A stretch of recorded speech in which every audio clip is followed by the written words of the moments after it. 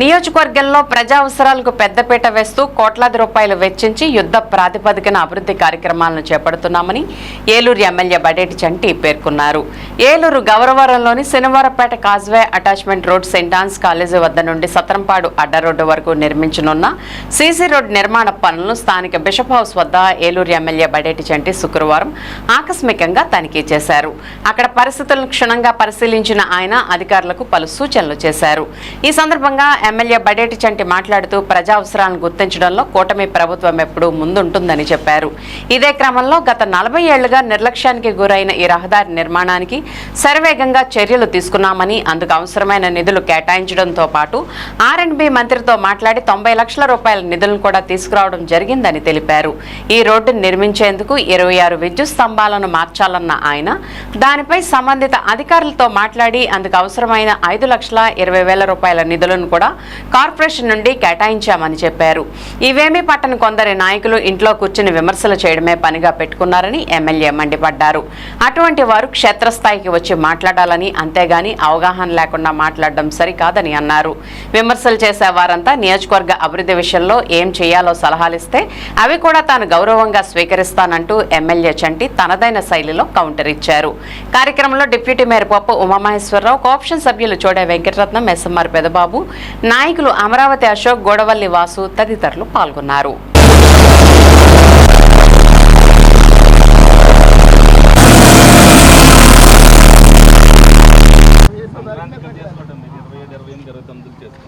మరి మనం ఇప్పుడు చూస్తున్న రోడ్డు ఏదైతే bishop house road saint Ann's ముందు నుంచి ఏదైతే సత్రంపాడు అడ్ రోడ్డు వరకు కూడా ఈ రోడ్డు వేయటం జరుగుతుంది.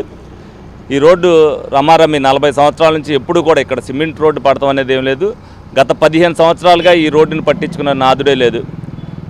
మరి ఇది ఏంటంటే యుద్ధ ప్రాతిపదిక మీద మేము రాన్తోటి ఈ రోడ్డు ఆవశ్యకతను గుర్తించాం. ఏదైతే ట్రాఫిక్ పడుతుందో కూటమి ప్రభుత్వం వచ్చిన తర్వాత చంద్రబాబు నాయుడు గారి దృష్టికి తీసుకెళ్ళినప్పుడు దీనికి ఇమీడియట్గా R&B వాళ్ళతో ఏదైతే దీనికి ప్యాచీ వర్కులు చేయడానికి కుదరదని చెప్పి ఈ రోడ్డుని శాంక్షన్ చేయడం, సీసీ రోడ్డుని శాంక్షన్ చేయడం జరిగింది. మరి ఇది సీసీ రోడ్డు అని అంటే ఎక్కువ బడ్జెట్ అవుతున్నప్పటికీ కూడా 2 విధాలుగా ఏదైతే కొంత అయిన తర్వాత మళ్ళీ 90 లక్షల రూపాయలు అవసరం అనుకుంటే R&B మినిస్టర్ గారు వచ్చినప్పుడు ఆయన కూడా అడగడం జరిగింది.